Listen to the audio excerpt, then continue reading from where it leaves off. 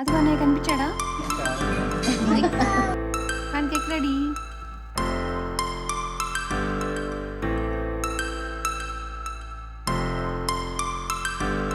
Hello అండి, thank you for opening this video and welcome to Teja Talks Telugu. ఈరోజు అయితే నా day in my life vlog అయితే చూపిద్దాం అనుకుంటున్నాను. మార్నింగ్ నుంచి ఈవినింగ్ వరకు జరిగిన సరదా వ్లాగ్ అనమాట. చూసారు కదండి, మార్నింగ్ లేచిన వెంటనే నేను చేస్తున్న పని ఇది. బొమ్మలన్నీ సర్దేస్తున్నాను. మోస్ట్లీ నైటే సర్దుతాను, కానీ ఎప్పుడైనా నైట్ లేజీగా అనిపించినా అలసిపోయినట్లుంటే ఇలా మార్నింగ్ లేచి సర్దుకుంటాను అనమాట. సో ఇదైతే సమ్మర్ కదా, సో పిల్లలు కూడా కొద్దిగా లేట్గానే లేస్తున్నారు. పిల్లల్ని లేపి వాళ్ళని ఫ్రెషప్ చేయిస్తూ ప్యారలల్గా నేను సర్దుకుంటున్నాను అనమాట ఇల్లు. మా మెయిడ్ కూడా వచ్చేసింది.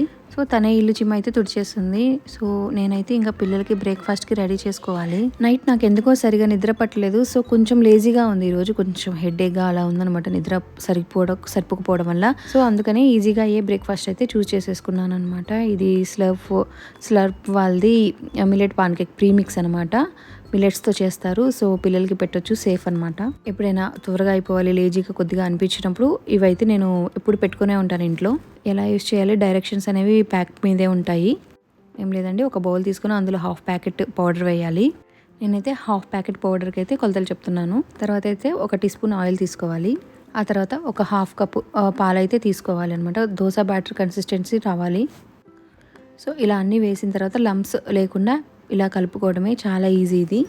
ఇలా కలుపుకున్నారు కదా, సో దీన్ని ఒక ప్యాన్ వేడి చేసేసి దాని మీద కొద్దిగా నెయ్యి వేసేసి ఇలా వేయడమే. ప్యాన్ కేక్స్ అనేవి కొద్దిగా డెలికేట్గా ఉంటాయి కదా, సో కొద్దిగా చిన్న చిన్నవైనా వేసుకోవచ్చు. అప్పుడు ఫ్లిప్ చేసుకోవడానికి కదా ఈజీగా ఉంటుందన్నమాట. సో ఇలా వేసిన తర్వాత అలా మూత పెట్టేసేయండి. సో ఆవిరికి తొందరగా లోపలదంతా ఉడుకుతుంది.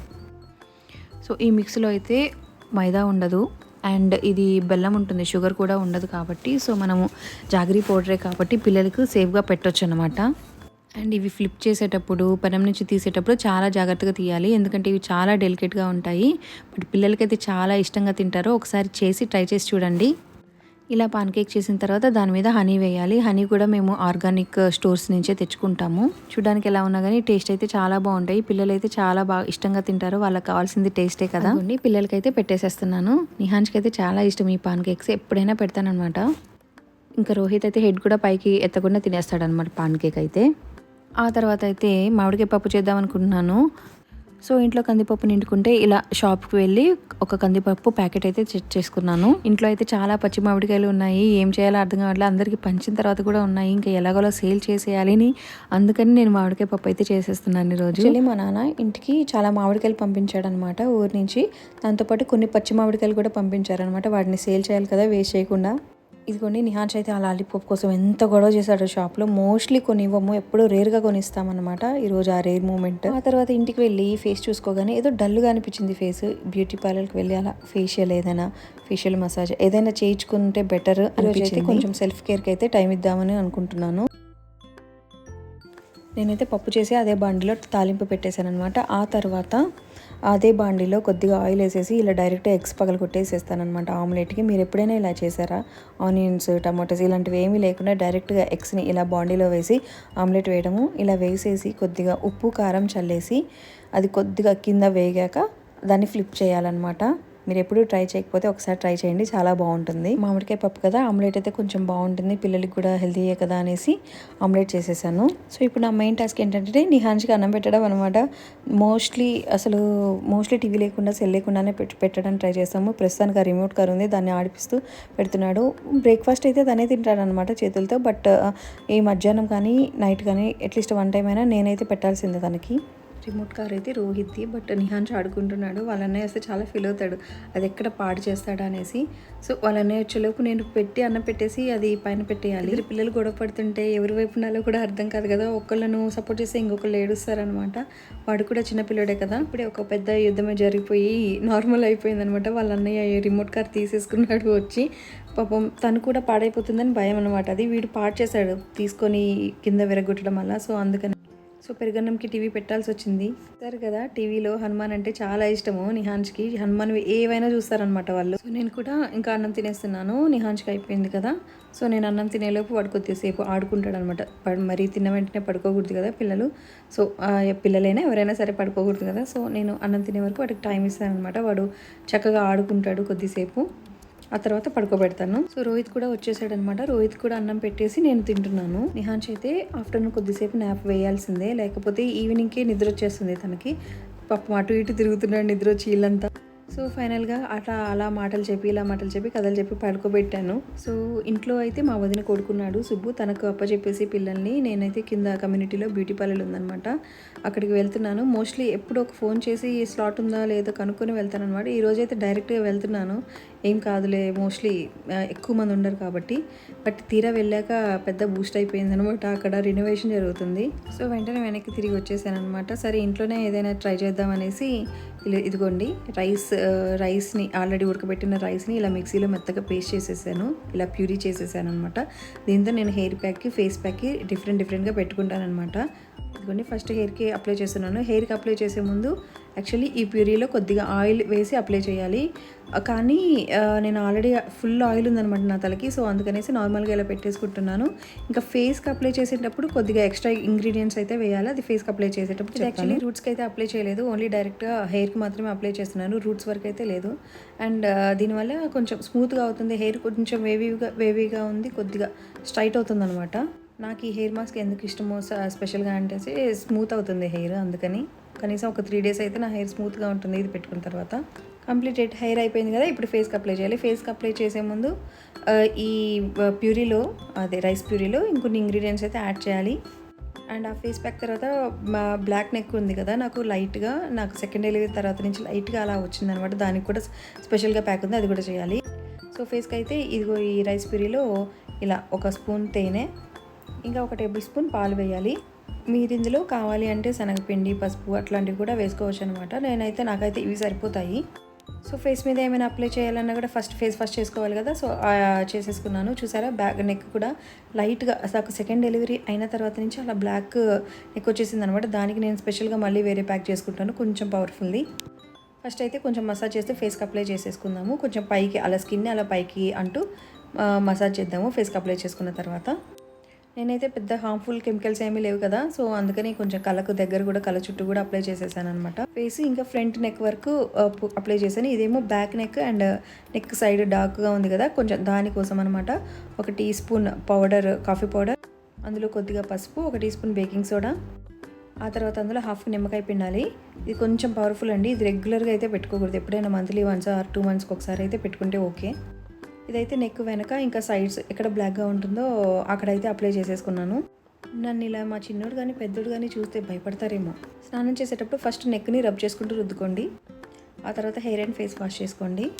సో దీన్ని అయితే నెక్కి పెట్టుకునేది అయితే స్నానం చేసి ఒక 10 minutes ముందు పెట్టుకోవాలి, అండ్ హెడ్కి ఫేస్కి పెట్టుకుంది అయితే ఒక 20 minutes ఉంచుకున్నా పర్లేదు. అంత అయిపోయాక ఫ్రెష్గా స్నానం చేసేసాను అనమాట. నాకైతే చాలా చేంజ్ అయితే కనపడింది, ఎస్పెషల్లీ నా నెక్ అయితే చాలా 50% బ్లాక్నెస్ అయితే పోయింది. కానీ ఇది పర్మనెంట్ కాదండి, ఒక 3-4 daysకి అలా ఉంటుంది, మళ్ళీ నార్మల్ అయిపోతుంది. బట్ రెగ్యులర్గా కేర్ తీసుకోవాలి. మనం లావు తగ్గినంత వరకు నెక్ మోస్ట్లీ ఒకసారి బ్లాక్ అయిందంటే అది తగ్గదండి, మనం సన్నపడుతుంటే అది కూడా స్లోగా తగ్గుతుంది. అండ్ మనం కేర్ కూడా తీసుకోవాలి అక్కడ స్కిన్కి. అండ్ ఫేస్లో కూడా చాలా గ్లో వచ్చింది, హెయిర్ కూడా కొంచెం మెత్తగా ఉంటుంది. ఇంకా జస్ట్ మాయిశ్చరైజర్ అప్లై చేసేసుకొని బొట్టు పెట్టేసుకోవడమే. నా స్కిన్ అయితే ఏదైనా తొందరగా ఆఫ్ చేసుకుంటుంది అనమాట, ఆఫ్ చేసేసుకునేది. అంటే నేను ఏమైనా ఫేషియల్ చేసుకున్నా ఏదైనా అప్లై చేసుకున్నా కొంచెం చాలా చేంజ్ అయితే కనిపిస్తుంది అనమాట అప్పటికప్పుడు. సో ఫైనల్లీ నేనైతే సాటిస్ఫై అయ్యానండి, కొంచెం గ్లో అయితే వచ్చింది ఫేస్లో కానీ నెక్లో కానీ, నెక్ డార్క్నెస్ అయితే తగ్గింది, అండ్ హెయిర్ కూడా చాలా స్మూత్గా వచ్చింది. ప్రశాంతంగా ఫ్రెష్గా అనిపించింది అనమాట స్నానం చేసి వచ్చాక. కట్ చేస్తే ఈవినింగ్ అయిపోయింది అనమాట. పిల్లలకి ఆల్రెడీ మ్యాంగో కట్ చేసి స్నాక్గా ఇచ్చేసాను. అండ్ అది మ్యాంగో తిన్న ఒక 30 minutes 40 minutes తర్వాత మళ్ళీ ఇంకో స్నాక్స్ చేస్తాను అనమాట వేరుశెనగ పప్పుతో. ఏం లేదండి, అది జస్ట్ పల్లీలు వేయించేసి ఒక చిన్న బెల్లం ముక్క ఇచ్చేసేస్తాను అనమాట, వాళ్ళు ఇష్టంగా తింటారు. మార్నింగ్ ఒకవేళ చట్నీ చేసేసి ఉంటే పల్లి చట్నీ అలాంటివి ఏమైనా ఈవినింగ్ అయితే ఇచ్చేదాన్ని కాదు, బట్ మార్నింగ్ పాన్కేక్ కదా, ఈవినింగ్ ఖచ్చితంగా స్నాక్స్ ఏదో ఒకటి అయితే పెడతానండి. కడుపు అయితే ఖాళీగా ఉంచాను పిల్లలకి. అండ్ కింద అయితే వాళ్ళ అన్నయ్యని స్విమ్మింగ్ పూల్లో చూస్తూ స్నాక్స్ తింటున్నాడు. వాళ్ళ అన్నయ్య కింద స్విమ్మింగ్ పూల్లోనే స్విమ్ చేస్తున్నాడు అనమాట. చూపిస్తాను మీకు. అక్కడ కొంచెం ప్యారెట్ గ్రీన్ కలర్ షర్ట్ వేసుకొని ఒక బోట్ పట్టుకొని స్విమ్ చేస్తున్నాడు చూడండి, అతనే రోహితే. తను వాళ్ళ అన్నయ్యని చూసుకుంటూ అన్న పిలుచుకుంటూ స్నాక్స్ తింటున్నాడు. బట్ తనకి ఆల్రెడీ స్విమ్మింగ్ వచ్చేసింది అనమాట, ఈవెన్ అండర్ వాటర్ స్విమ్ కూడా ట్రై చేస్తున్నాడు. అండ్ అక్కడ ట్రైనర్ కూడా ఉంటారు. అయితే కొన్ని మీషో ప్రొడక్ట్స్ ఆర్డర్ చేసుకున్నాను అనమాట. కొన్ని చిన్న చిన్న వస్తువులు, అవి కూడా చూపిస్తాను. క్యూట్ ప్రొడక్ట్స్ ఆర్డర్ చేసుకున్నాను. మీషో నుంచి. వీటిని వాడచ్చో లేదో కూడా తెలీదు, బట్ క్యూట్గా ఉన్నాయి. అట్లీస్ట్ కిచెన్లో అలా పెట్టుకుందాం అనేసి స్పూన్ స్టాండ్లో పెట్టుకున్నాను. నెక్స్ట్ వచ్చేసి బాటిల్స్ అన్నీ ఒకే దగ్గర పెడతాను నేను కిచెన్లో, దానికి స్టాండ్గా యూజ్ అవుతుందని తెచ్చేస్తున్నాను. బాగుంది కదా.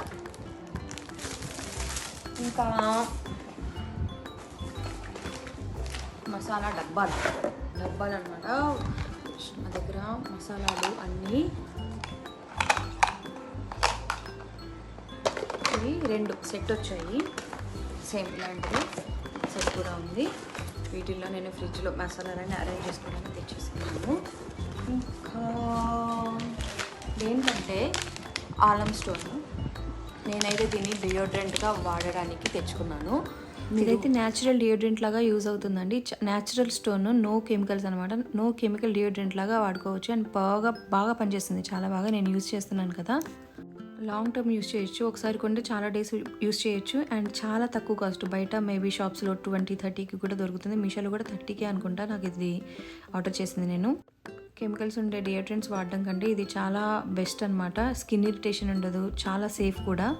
డియోడ్రెంట్ అయితే ఎలా స్నానం చేసిన తర్వాత అండర్ ఆర్మ్స్కి అప్లై చేసుకుంటామో, దీన్ని కూడా జస్ట్ ఒక చిన్న రబ్ ఇస్తే చాలు.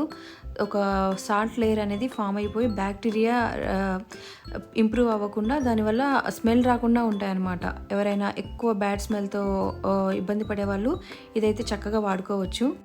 నాకైతే ఇది చాలా ఇంట్రెస్టింగ్ అనిపించి ఆర్డర్ చేసుకున్నాను. బట్ యూజ్ చేస్తున్నప్పుడు చాలా బాగా నచ్చింది. ఇప్పుడు ఈవినింగ్ అయిపోయింది కదా, అన్నీ చూపించేశాను నేను.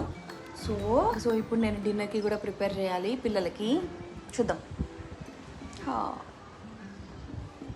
డిన్నర్కి ఏం చేయాలంటే మధ్యాహ్నం ఆల్రెడీ ఇలా నేను అనుకుంటూ ఉంటుండే సడన్గా మా తమ్ముడి వైఫ్ నుంచి ఫోన్ వచ్చిందనమాట. నైట్ ఏదైనా డిన్నర్ ప్లాన్ చేద్దామా, డిన్నర్కి వెళ్దామా బయటికి సరదాగా అనేసి. సో ఓకే అనేసుకొని అందరము అలా కమ్యూనికేట్ అయ్యి ప్లాన్ చేసేసుకొని మా ఫ్యామిలీ వాళ్ళ ఫ్యామిలీ అయితే డిన్నర్కి రెడీ అయిపోయాము. రెడీ చేసి నేను కూడా రెడీ అయిపోతే శ్రీకాంత్ వస్తాడనమాట ఆఫీస్ నుంచి. సో డైరెక్ట్గా ఇంకా వచ్చిన వెంటనే తను కూడా రెడీ అయిపోతే ఫ్రెష్ అయిపోతే మేము డిన్నర్కి యూటీకే రెస్టారెంట్ అనే అనుకుంటున్నాము. సో పిల్లల్ని రెడీ చేశాక ఇదిగో ఈ పర్పుల్ టాప్ అయితే తీసేసుకున్నాను అనమాట. ఇది వేసేసుకుందామని. ఇది అయితే స్టైల్ అండ్ యూనియన్లో తీసుకున్నాను అనమాట. టాప్స్ అయితే నాకు బాగా నచ్చుతున్నాయి అనమాట. లో కాస్ట్ కూడా. ఇవ్వడం అంటే పెద్ద ఏముండదు, మాయిశ్చరైజర్ అప్లై చేసుకుని లిప్ బామ్ పెట్టుకేసుకోవడమే. Let's go to UTK restaurant. యూటీకేకి ఎందుకు వెళ్దామంటే అది మా ఇంటికి దగ్గరలో ఉంటుంది కాబట్టి, అండ్ అక్కడ ఫుడ్ కూడా బాగుంటుంది. ఐ థింక్ ఇది 4th టైం అనుకుంటా. అది చూడండి, అందరు నవ్వుతున్నారు నేను వీడియో తీస్తున్నానని. కొన్ని మా తమ్ముడు వైఫ్ నిహాన్ చూడండి ఆల్రెడీ చంకెక్కేశాడు. నిహాన్స్కి మా తమ్ముడు ఉంటే చాలు, ఇంకా మా ఎవరి దగ్గరికి రాడనమాట. సిద్ధు అంటే చాలా ఇష్టము. మామ, అత్తయ్య అని అస్సలు పిలవడు. సిద్ధు, బిందు అని పేర్లతోనే పిలుస్తాడు. వాళ్ళు కూడా ట్రెండీగా ఉంది కదా అనేసి అలాగే పిలిపించుకుంటారు.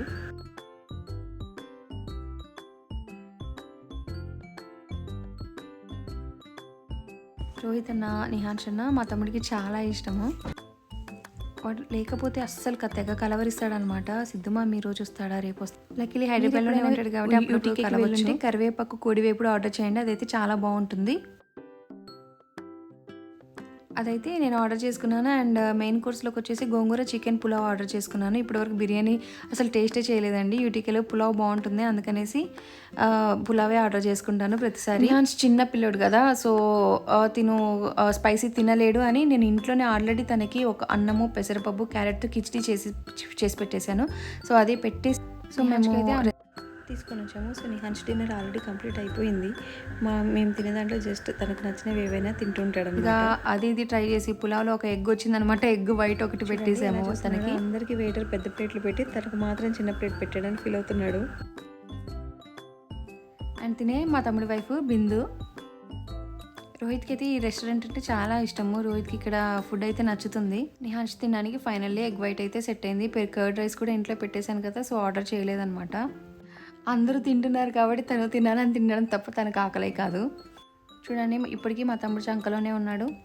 సో ఫైనల్గా ఇలా ఫోటోలు తీసేసుకొని డిన్నర్ కానిచ్చేసి ఇంకా బయలుదేరామన్నమాట. తిరిగి బయలుదేరేటప్పుడైతే అదిగో ఆ గోడ మీద ఉంది కదా, దాన్ని చూసి నిహాన్ష్ అమ్మ కవ్వు అని గట్టిగా అరిచాడనమాట. అందరూ నాకెళ్ళి చూసారు, మాకెళ్ళి చూసారు.